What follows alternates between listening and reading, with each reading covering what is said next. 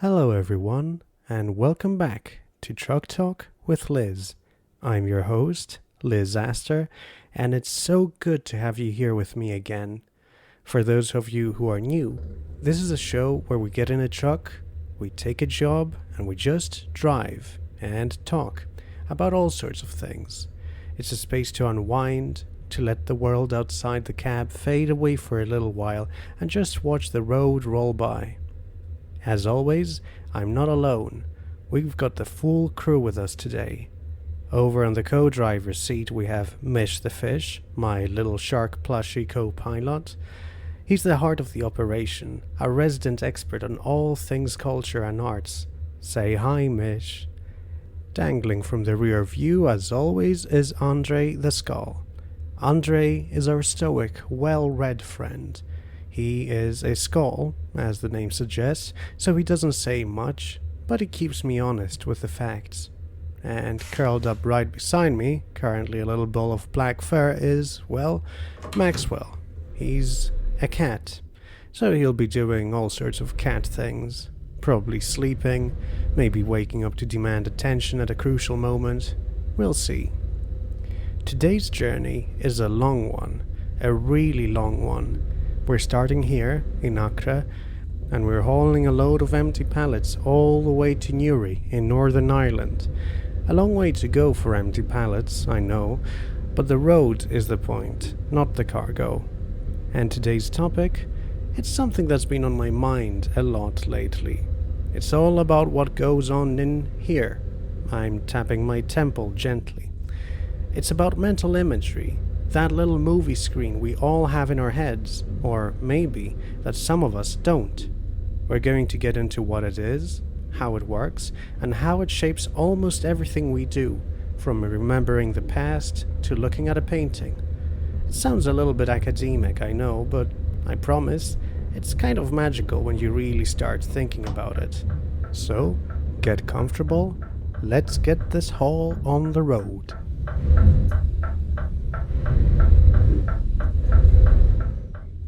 So, we begin in Acre. It's a place with a lot of layers, a lot of history. You can feel it in the air, see it in the stones. Right over there, the sea wall.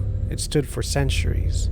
It's seen crusaders, Ottomans, Napoleon's armies trying and failing to take the city. It was built to protect, to keep people out, to define a space. Walls are funny things, aren't they? They're built with a purpose, to create an inside, an outside, to control who comes and goes. The British were here too, during the Mandate. They used the old fortress as a prison, a place to lock up people who were fighting for their own freedom, their own land. A place of resistance and a place of brutal suppression, all within the same stones. And today, it's a city where Jewish and Arab communities live side by side, but that coexistence is complex. It's lived under the shadow of 1948, the Nakba, when so many Palestinian families were forced from their homes right here, just beyond these walls. You can't drive through a place like this and just see the present. The past is everywhere. It's in the names of the streets, the food in the markets, the stories people tell. It's a constant act of remembrance, of holding onto a history that others might want to pave over. Every stone here has a history, a memory attached. Free Palestine. Passing by Nazareth now, and Haifa up ahead. More places with deep, complicated histories. Haifa is a port city, always has been. A place of connection, of workers, of unions. It was a real center of Arab-Jewish solidarity and organizing before 1948. A vision of a different kind of future, one built on shared struggle rather than division. It's a history that often gets forgotten, but it's there. The potential for people to see their common interests, to build something together, it's always there, even when powerful forces try to tear it apart. Anyway, that's where we're headed. To the port of Haifa. We've got a long ferry ride ahead of us, all the way to Cyprus. So I'm going to park up, get us checked in. I'll see you all on the other side. Grab a snack, stretch your legs. We'll be back on the road soon enough.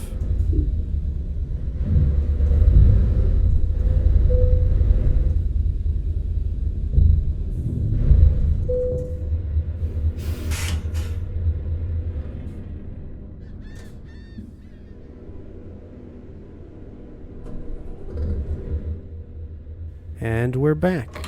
Welcome to Cyprus. A sunny morning in Larnaca. The ferry was smooth, and Maxwell seems to have enjoyed the break. He's now batting at André, which André is, as ever, stoically ignoring. Cyprus. Another island at a crossroads. Everyone has passed through here and left their mark. Venetians, Ottomans, the British. That colonial legacy is stark here. The British used it as a military base, and they still do.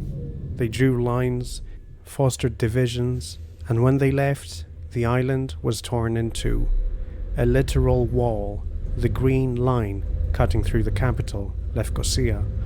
Another one of those man-made scars on the land, dividing communities, families.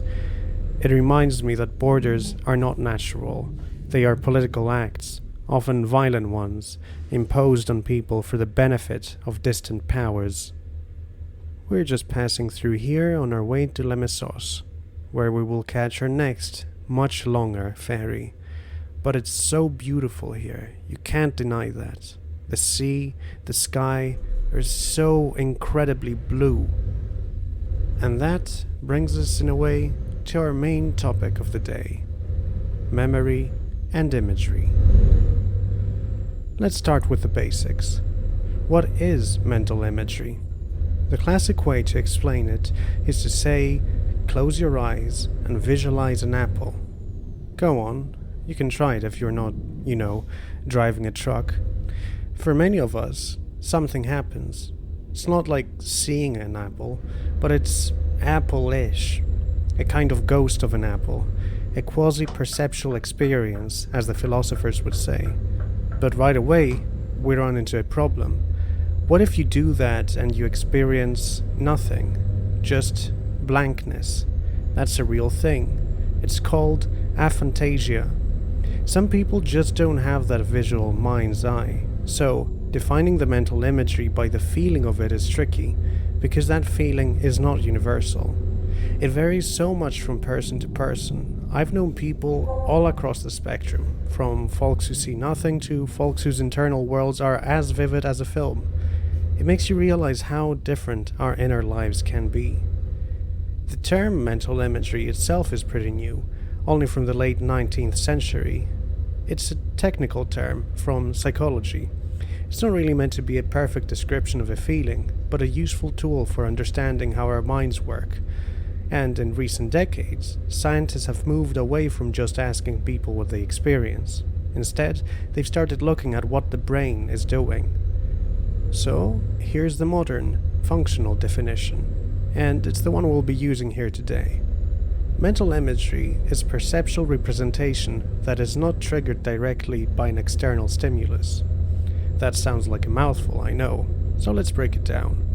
Perceptual representation just means the part of your brain that handles seeing, hearing, smelling, tasting, or touching are active. They're representing something, a shape, a sound, a scent, but, and this is the key part, they're doing it without a direct external stimulus. The eyes are closed, but your visual cortex is drawing a triangle. That is mental imagery. There's no triangle hitting your retinas, but the brain is acting as if there is. It's your brain running its perceptual systems offline, like in a simulation. This definition is really useful because it's neutral about a few things. It doesn't matter if it's voluntary, like you deciding to picture an apple, or involuntary, like a song getting stuck in your head or a painful memory flashing back. It's all mental imagery. And crucially, it doesn't even have to be conscious. If an fMRI can see a triangle-shaped pattern of activity in your visual cortex, but your eyes are closed and not aware of seeing anything, you are still experiencing mental imagery. unconscious mental imagery. Which is a wild thought, isn't it? That our brains are painting pictures we don't even know we're looking at. Mish is really enjoying the view. He loves learning about how people see the world, both literally and figuratively. So, we've established that mental imagery is perceptual processing happening without a direct trigger from the senses. But what's fascinating is how this offline process is deeply tangled up with our online perception of the world. The German philosopher Immanuel Kant famously said that imagination, and for our purposes we can read that as mental imagery, is a necessary ingredient of perception itself. And it turns out he was onto something profound. This is our next big idea. Mental imagery isn't just something we do with our eyes closed. It's a fundamental part of how we see with our eyes open. The clearest example of this is a phenomenon called amodal completion. It sounds technical, but it's something you do every second of every day. Imagine you see a cat sitting behind a white picket fence. You don't see a series of disconnected cat stripes between the wooden planks. You see the whole cat. Your brain fills in the parts of the cat that are hidden by the fence. Your visual cortex is actually representing the continuous curve of the cat's back, even though there is no information about that curve hitting your retina. All your retina sees is the white plank of the fence. That filling in is amodal completion.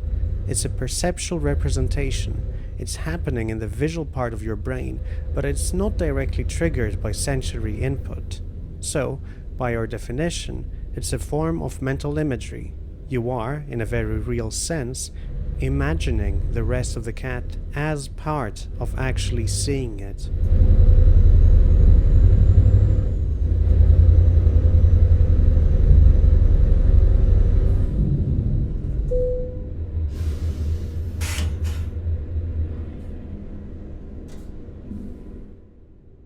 We have arrived in Greece. It's a bit of a rainy welcome in Piraeus, but honestly, I love driving in the rain. It's so cozy in the cab. We've got a long night drive ahead of us. So, we were talking about amodal completion. You know, this isn't just for things behind fences. Think about any solid object in front of you. Your laptop, a mug, this truck's dashboard. You only see the front of it. You get no sensory information from the back, but you perceive it as a whole, three-dimensional object. You amodally complete its hidden surfaces. So, if Kant was right, if mental imagery is a necessary part of perception, this is why. Almost everything we see is partially occluded, and we are constantly, unconsciously using mental imagery to complete the world. Perception isn't a passive reception of data, but rather it's an active, creative construction, a collaboration between our senses and our minds. Let's continue with this idea of imagery inside perception. It's not just about filling in missing parts of a single object. It also happens between our senses. This is called multimodal mental imagery. Think about watching a movie on TV with the sound muted. If you see a famous person you know the voice of, say a beloved actor, you might almost hear their voice in your head. Your auditory cortex actually becomes active, triggered not by sound, but by the sight of their face. That's visual input creating auditory mental imagery. It happens all the time. When I hear a friend's voice on the phone, I get a little flash of their face, a visual image from an auditory cue. It's how our senses are all woven together. Our experience of the world is a constant symphony of these cross-modal conversations, our brain filling in the blanks, enriching our reality. And for people who are visually impaired, this is not just an interesting quirk, but rather it's a powerful tool. echolocation, for example, where blind individuals can navigate by making clicks and listening to the echoes, relies on the visual cortex processing those auditory signals. They are, in a very real sense, seen with sound. It shows how wonderfully adaptive and interconnected we are. I'll let you think about that.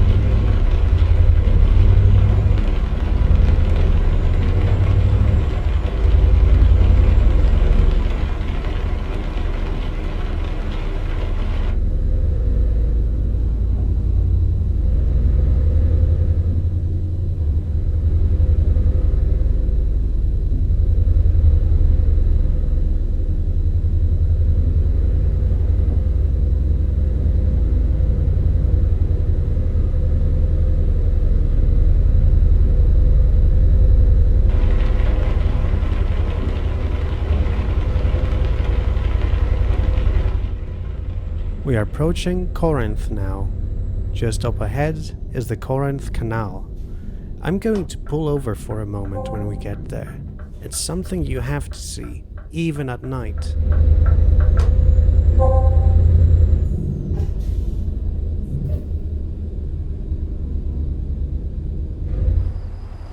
There it is, the Corinth Canal. It's immense. A perfectly straight blue line sliced through the isthmus. It connects the Gulf of Corinth with the Saronic Gulf. On one hand, it's an incredible feat of engineering. The dream of cutting through here is ancient. The Roman Emperor Nero started the project with thousands of enslaved people and prisoners of war, a testament to the brutal ambition of empire. They didn't finish, of course. It wasn't completed until the late 19th century, a project driven by the new ambitions of capital and trade. You look at it and you see progress, efficiency, a shortcut for ships, saving them a long, dangerous journey around the peninsula. But you also have to see the violence of it. This perfect straight line is a wound in the earth, blasted and dug out by thousands of laborers whose names are lost to history. It's a monument to the idea that nature is something to be conquered, reshaped for human convenience, for profit. It reminds me of what we were just talking about with perception, how we complete things. Here, the land was seen as incomplete, an obstacle, and the solution was not to work with it, but to cut it, to force it into a more profitable shape. It's beautiful and terrible all at once.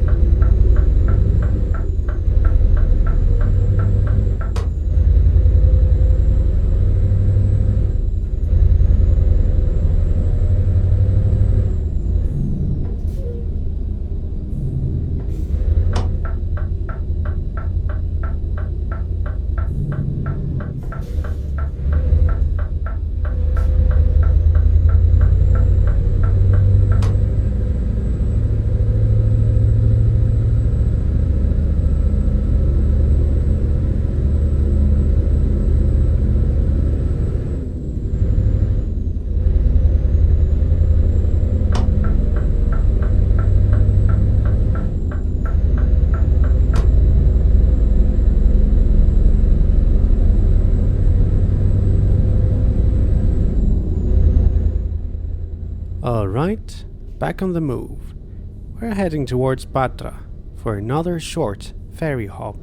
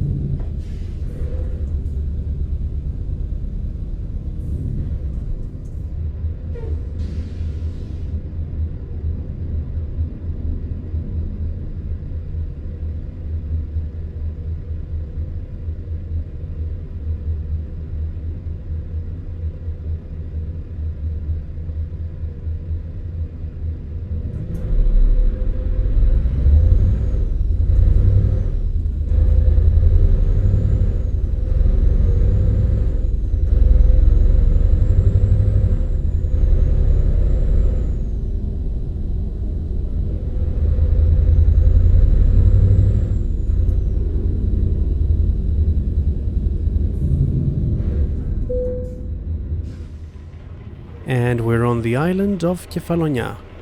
A little pre-dawn rain in Argostoli. It should clear up soon though. We're just driving across this little stretch of the island to a town called Lixouri to catch our next boat. This whole region, the Ionian Islands, has a very particular history that's always stuck with me. In 1953, a massive earthquake, a series of them, just flattened almost everything. Argostoli, Lixouri, entire villages were turned to rubble. Thousands of people lost their homes, everything they had. It was a catastrophe to an unimaginable scale. And what happened next is the part that's so powerful. In the face of total devastation, with the state's response being slow and inadequate, the communities themselves became the engine of their own survival and reconstruction. People pulled together, neighbors helped neighbors clear rubble, build temporary shelters, share food and water. There was this incredible outpouring of solidarity, of mutual aid. It's a pattern you see again and again after disasters all over the world. When official structures fail or are simply absent, people organize themselves. They create new systems based on need and cooperation, not on profit or authority. They remember how to be a community. The rebuilt towns you see today are a testament not just to resilience, but to the fundamental human capacity for self-organization and care.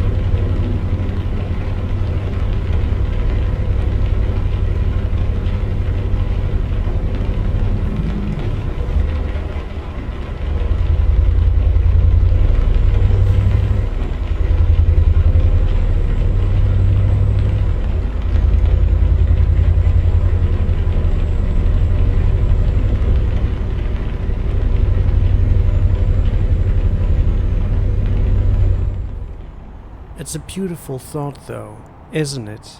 That even in the ruins, something new and good can be built from the ground up by the people themselves.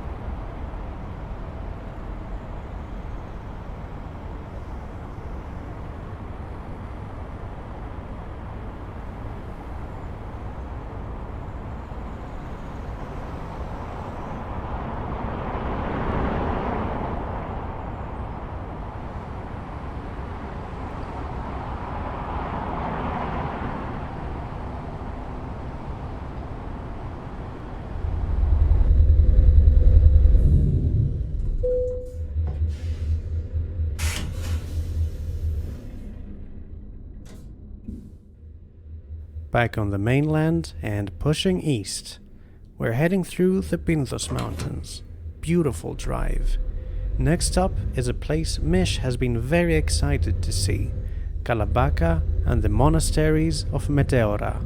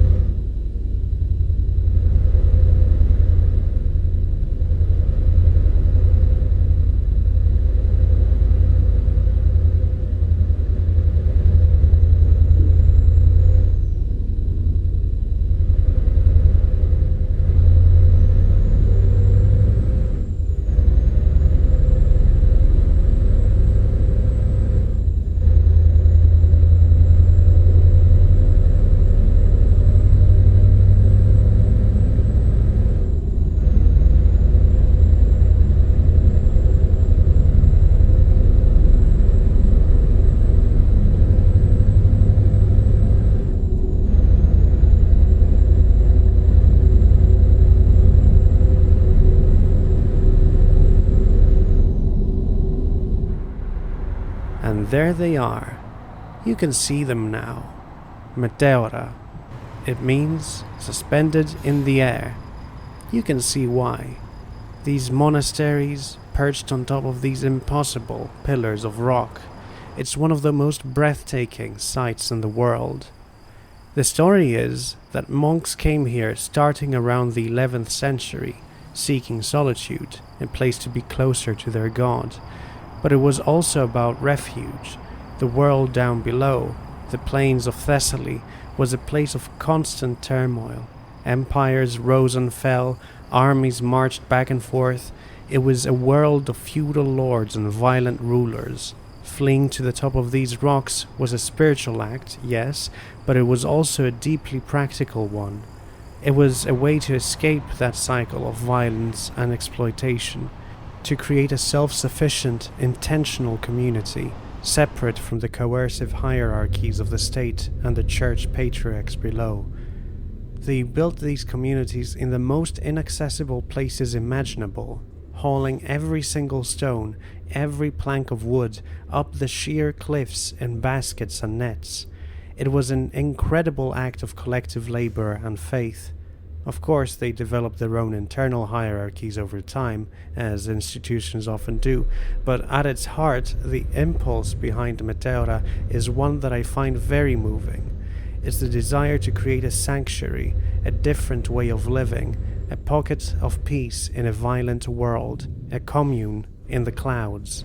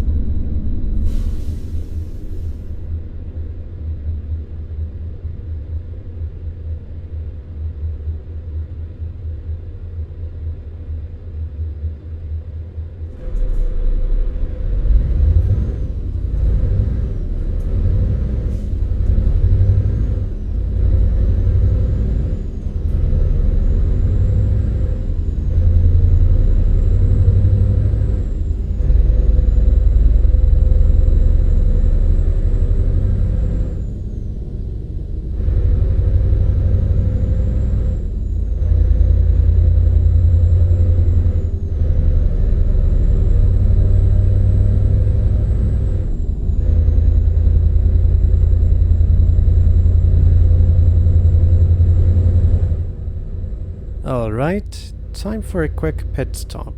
This Scania's got a thirsty engine, especially in the mountains. Just gotta fill her up.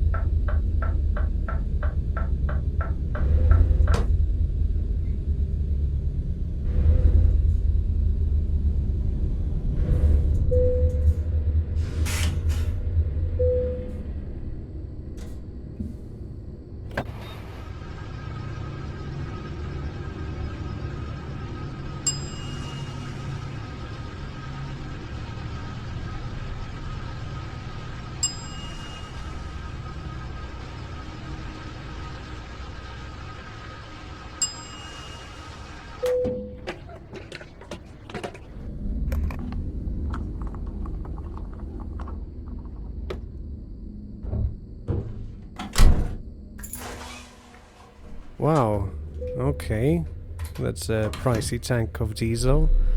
The cost of moving things around the world.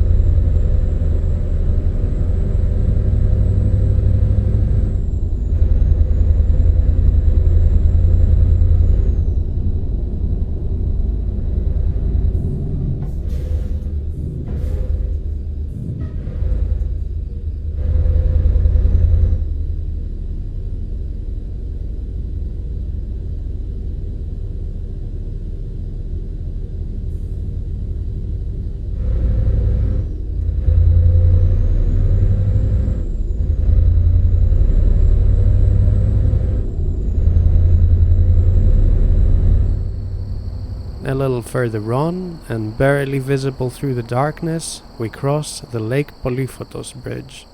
It's one of the longest bridges in Greece, another one of those big engineering projects. The lake itself is artificial, created by a dam on the Haliakmon River to generate hydroelectric power. And again, you have to ask the same question as we did at the Corinth Canal. Progress for whom? When they built that dam and flooded the valley, what was there before? Villages? Farms? Ancient groves? Whose homes and histories were submerged so that cities far away could make more electricity? It's the story of so-called development the world over. The benefits flow to the centers of power and capital, while the costs, displacement, environmental destruction, the loss of a way of life are paid by the people on the peripheries. A bridge over a man-made lake, a monument to a choice that was made for the people, but not by them.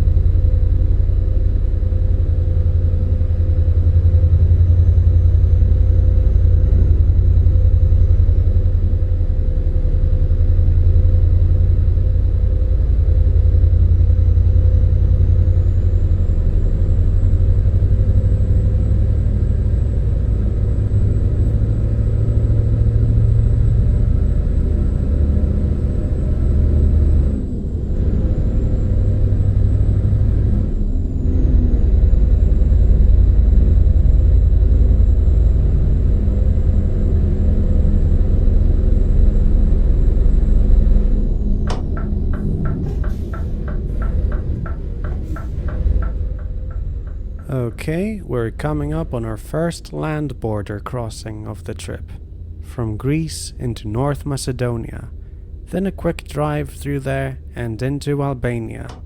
Let's see how this goes.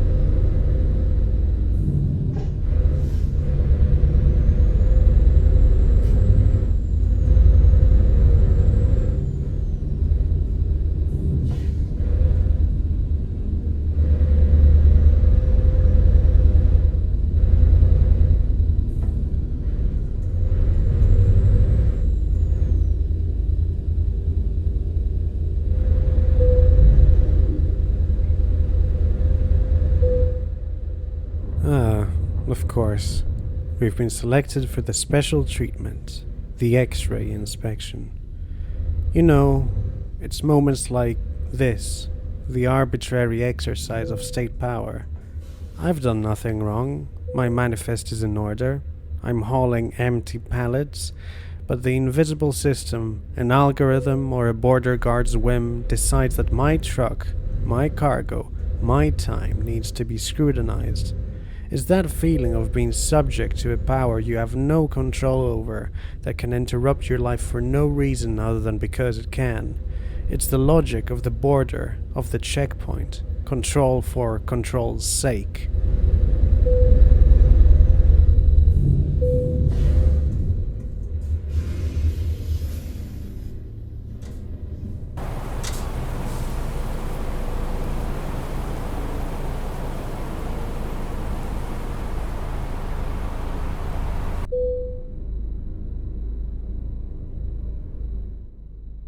Well, They seem satisfied that my empty pallets are not a threat to national security.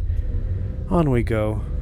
A little reminder of the lines people draw on maps and the power they invest in them.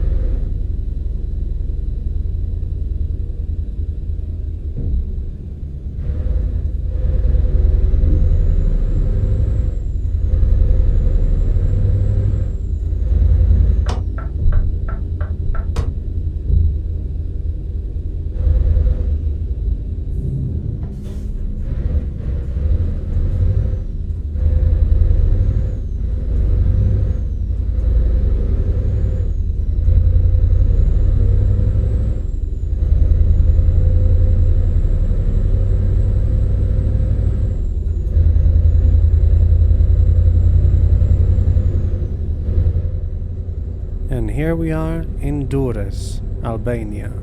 Time for our last big sea voyage. A long one. 18 hours across the Adriatic to Ancona, Italy. I'm going to get us parked up. Time for me, Mish, Maxwell and André to get some proper rest. I'll see you all in Italy.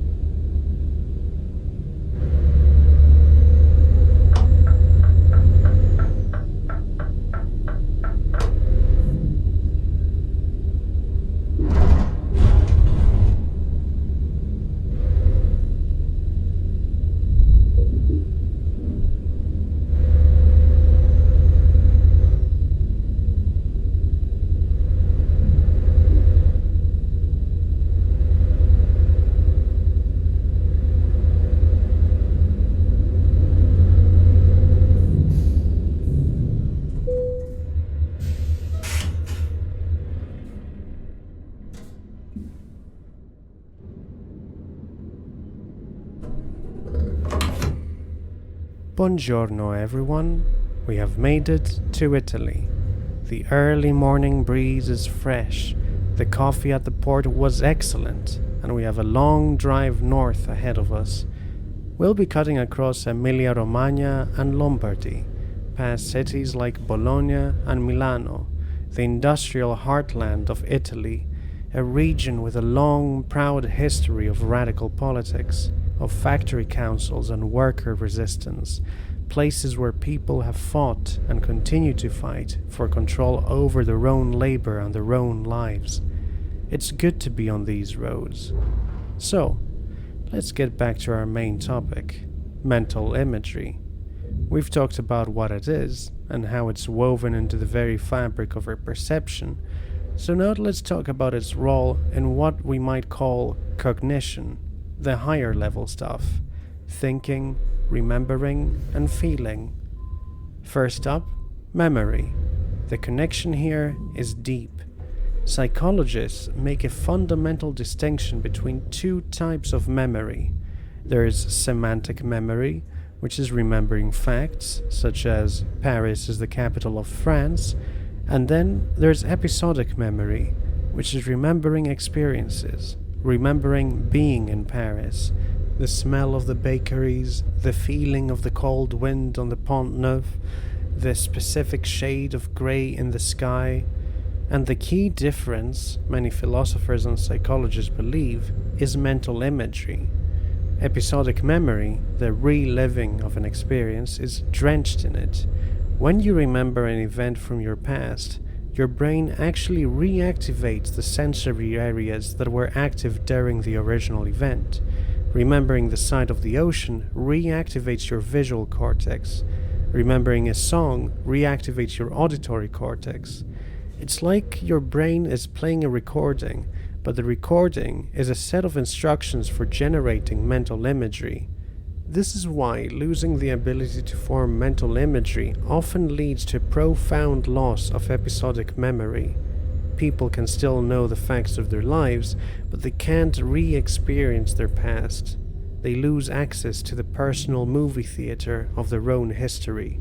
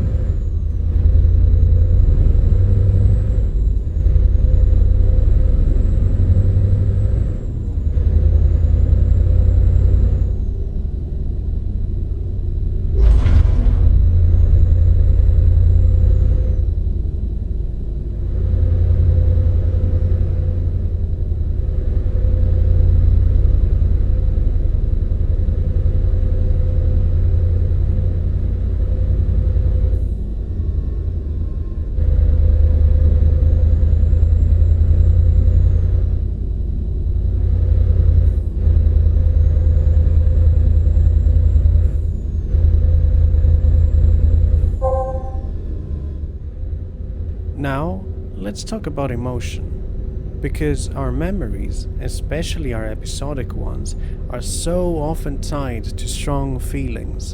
And it turns out there's a powerful two-way street between mental imagery and our emotions. Imagine something that makes you feel safe and calm. Your cozy bedroom, a quiet forest, a warm hug. As you form that mental image, you can actually feel your body relax. The image generates the emotion, but it works the other way too.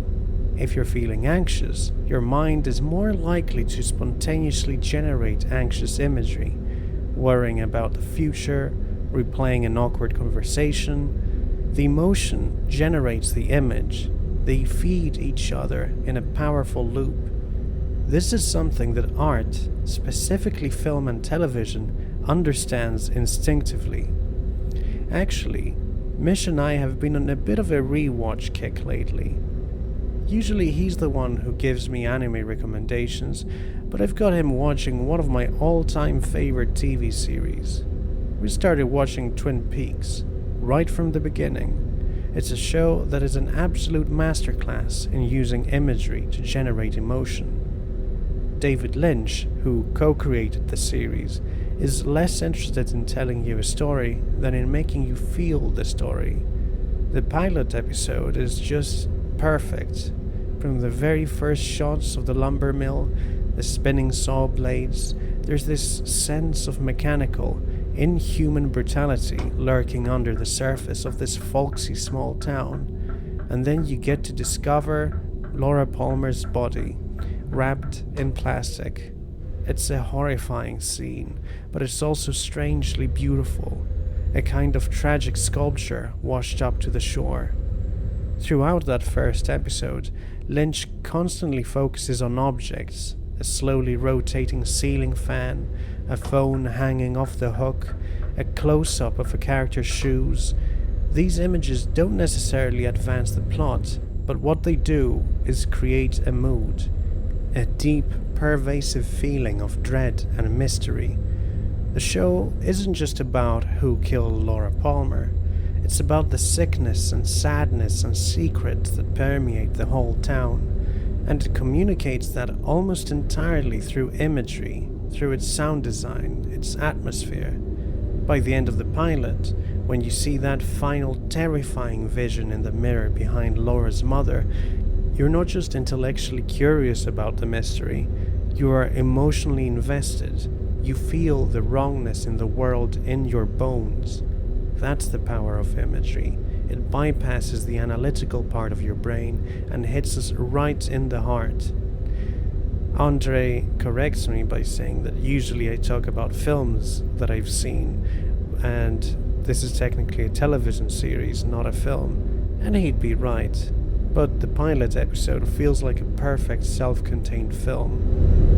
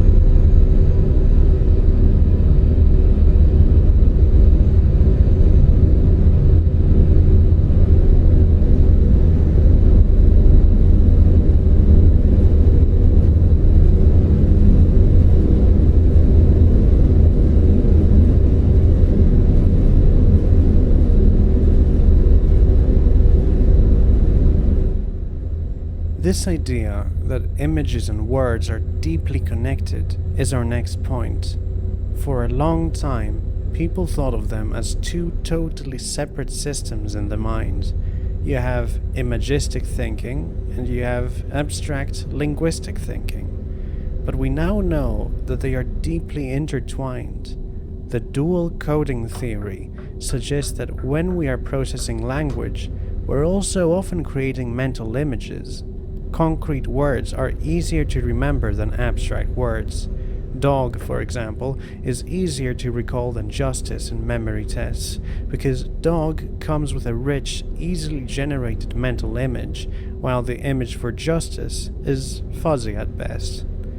Even more fascinating, we now know that words can directly influence what we see, and incredibly quickly too. Studies show that hearing a word can change how you perceive an object in less than 100 milliseconds.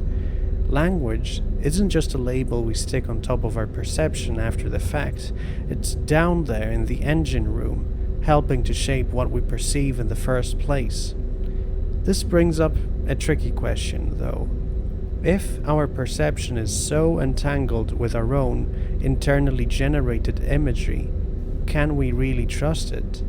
Can mental imagery be a source of knowledge? The philosopher Jean-Paul Sartre famously claimed that you can't learn anything new from an image, you only get out what you put in. But I'm not so sure.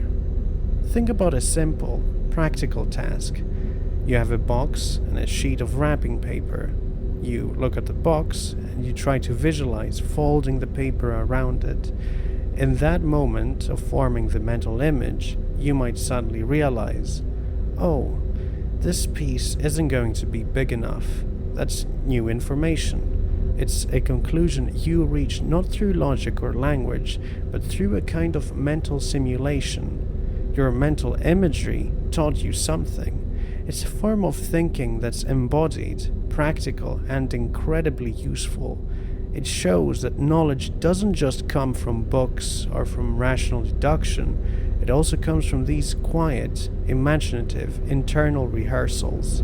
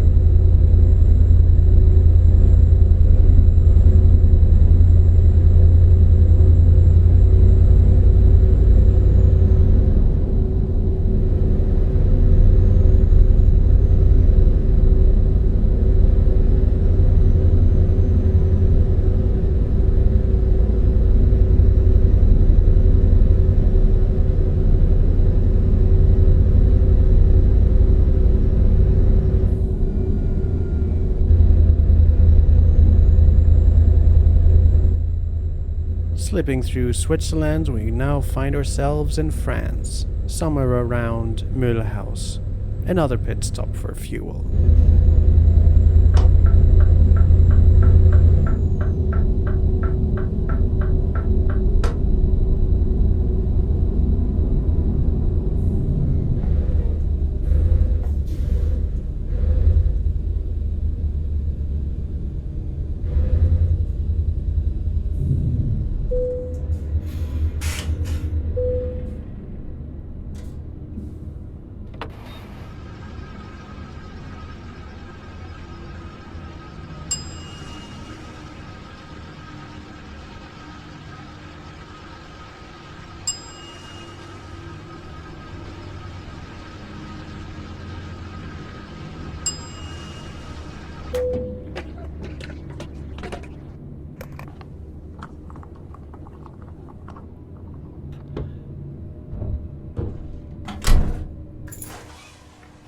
This journey is certainly racking up the expenses, but the views are worth it.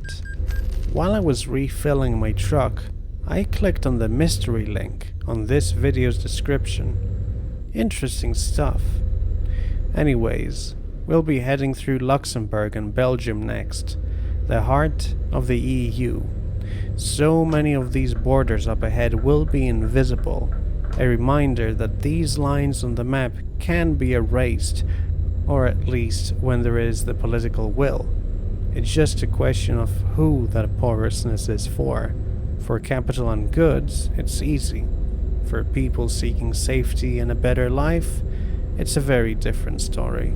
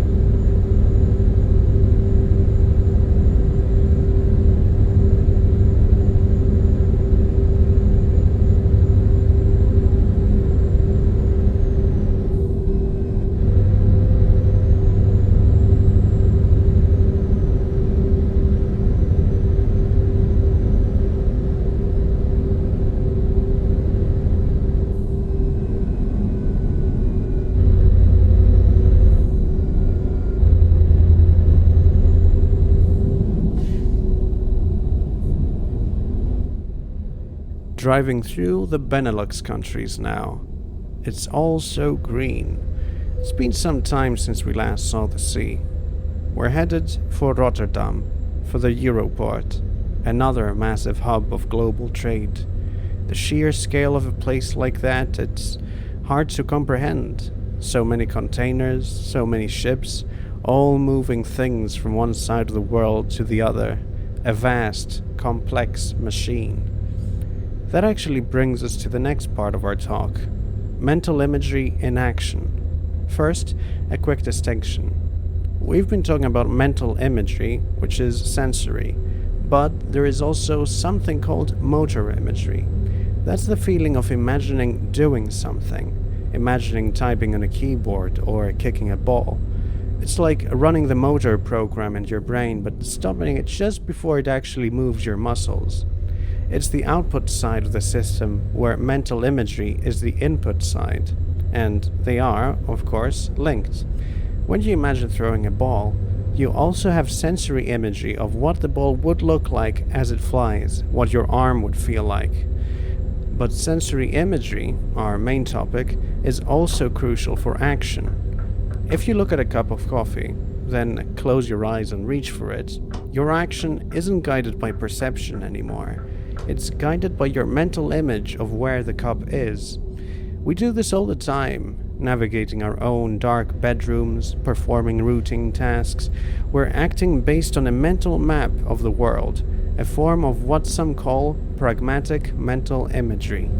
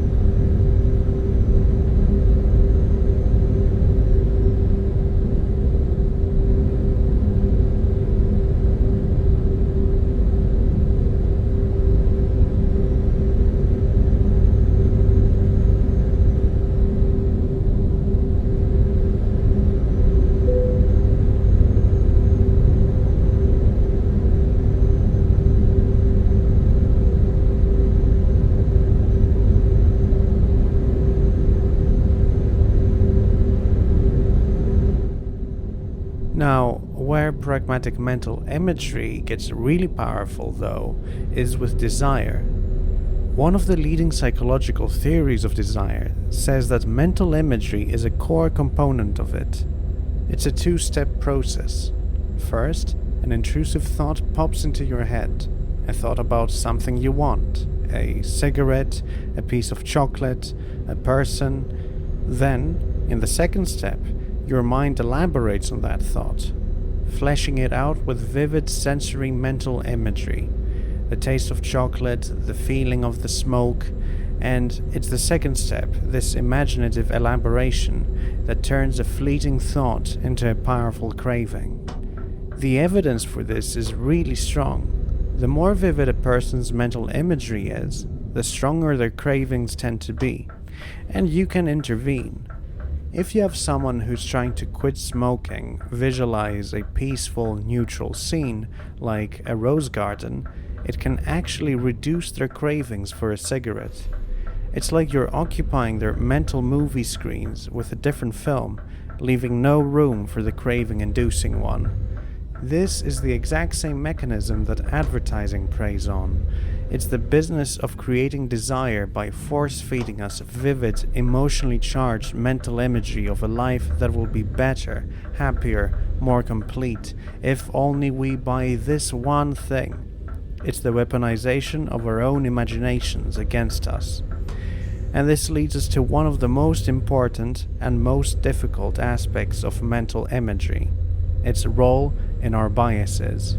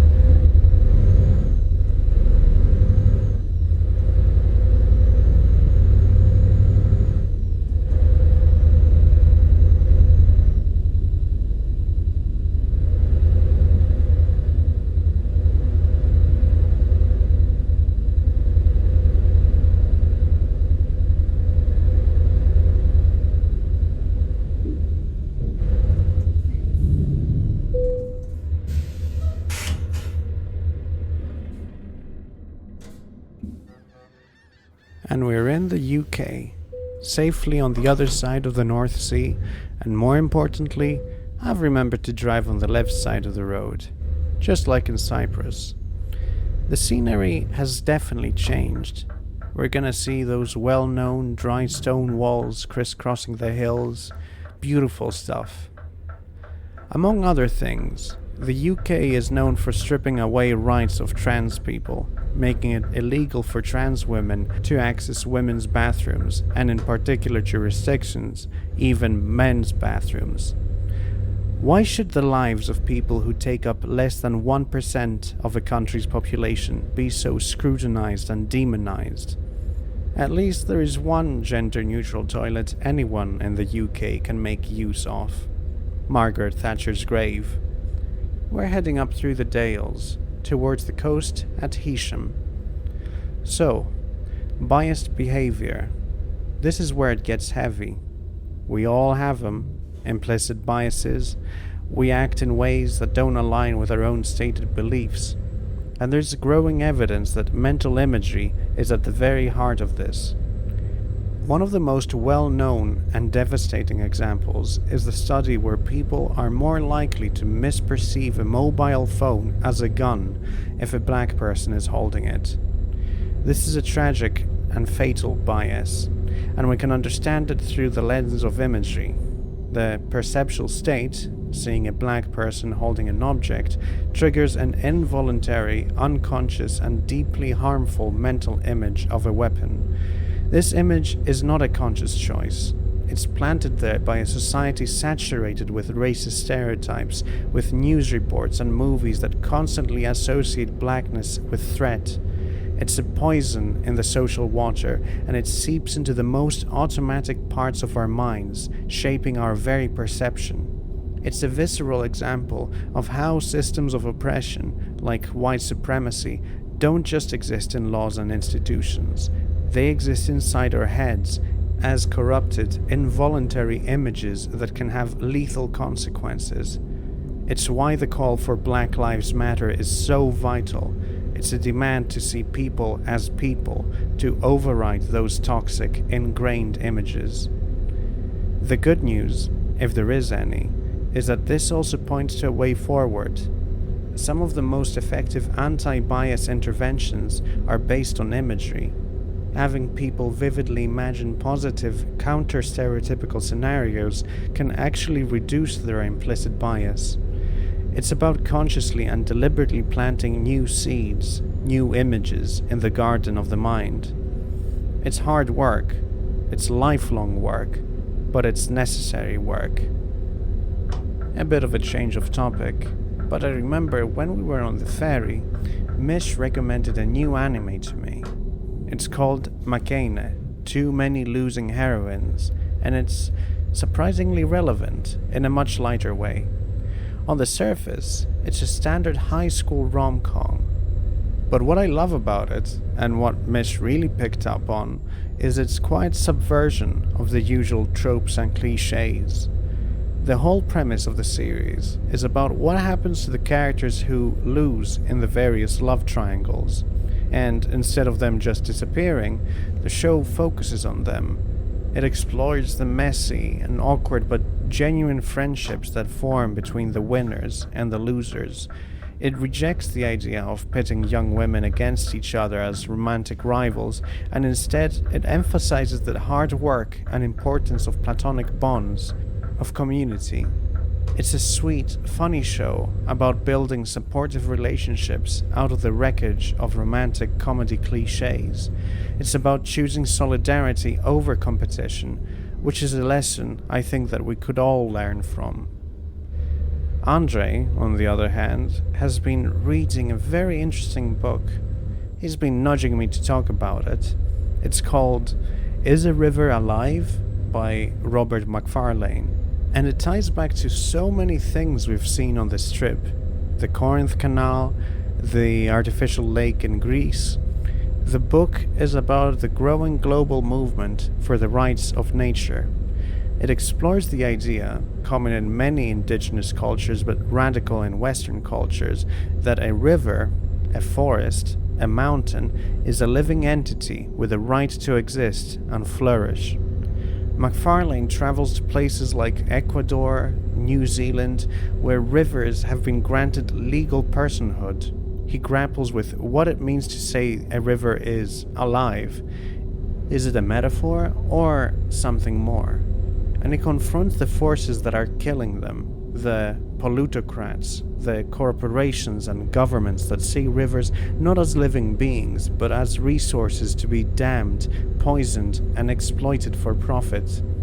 It's a very powerful book because it challenges the very foundations of a worldview that sees nature as separate from us, as a thing to be owned and used. It argues for a deeper connection, for seeing ourselves in the river and the river in us. It's an animist, ecological perspective that feels profoundly anarchist in its rejection of a world based on domination and extraction. It's a beautiful and necessary book.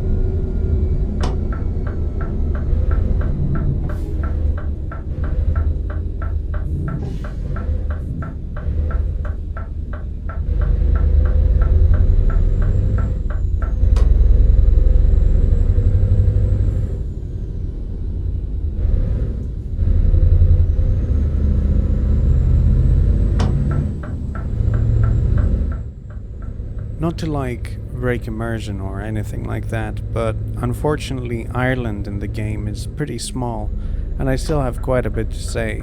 So I will talk about Warren Point and Newry right now, just before we take the ferry and cross over to Ireland. So, Warren Point, this place, like so many towns around that area, it's heavy with history. It sits right on the loch, which forms the border with the Republic of Ireland. During the Troubles, this was a site for one of the deadliest attacks on the British Army, It's a place marked by the long, painful history of colonial occupation, of a state imposing its will, and of the violent resistance that grew in response. You can't drive these roads without thinking about it. The legacy of a conflict fueled by sectarian division, a division deliberately fostered by the state to maintain control. You think about the checkpoints that used to be everywhere, the soldiers on the streets, the constant presence of state violence in people's daily lives. That ACAB feeling, it's not an abstract slogan here. It was, for generations, a lived reality. The peace process, the Good Friday Agreement, it didn't erase that history. The memories are still here, in the land, in the people. The trauma is still here, but so is the incredible resilience. And that brings us to our final destination, Newry, another border town. Its identity has been shaped for a century by that artificial line on the map. It divided communities, distorted economies, but places like this are also fascinating.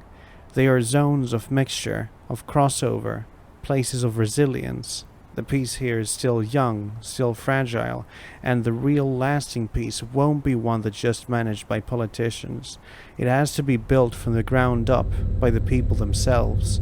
It's the slow, difficult work of cross-community organizing, of building solidarity, of healing the wounds of sectarianism and creating a society where everyone feels safe and free and has control over their own future. It's the work of generations.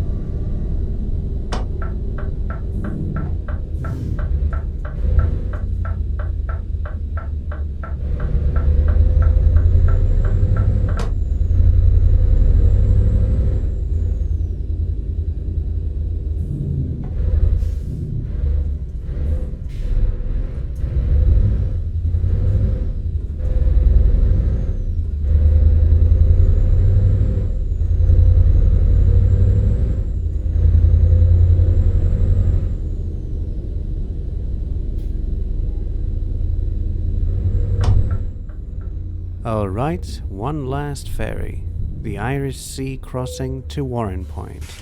We're on the home stretch now.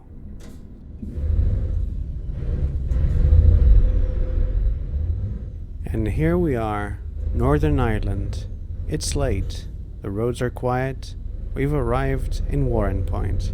We're very, very close to the end of our journey now, just a short drive up to Newry.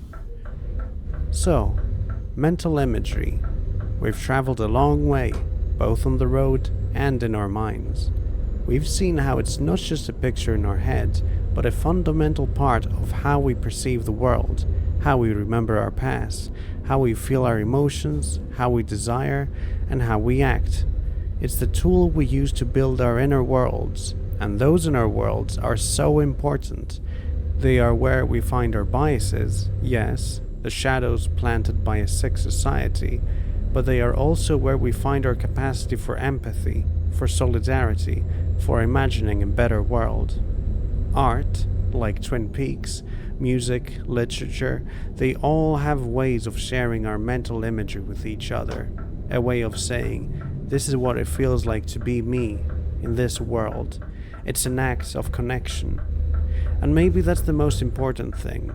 The ability to imagine, not just to picture an apple, but to picture a community built on care, to picture a world without walls or borders, to picture a future where people and rivers are treated as living beings, not as resources to be exploited. The work of changing the world starts with being able to imagine that a different world is possible. It starts with an image. Thank you all so much for riding along with me. It's been a long trip, but it's been a good one. I really appreciate you being here, sharing this space. As always, I'm not sure what we'll talk about next time.